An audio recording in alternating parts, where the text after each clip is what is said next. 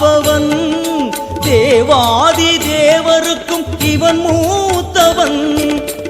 ஆனந்த பவனத்தில் அருள்கின்றவன், ஆனந்த பவனத்தில் அருள்கின்றவன்.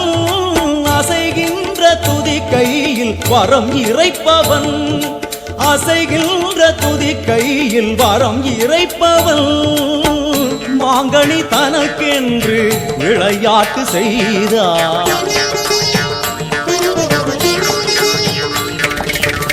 மாங்கனி தனக்கென்று விளையாட்டு செய்தான். அதனாலே அதை இன்னும் உண்ணாமல் வைத்த அந்த 5 கரங்களே அபயங்களே, 5 கரங்களே அபயங்களே.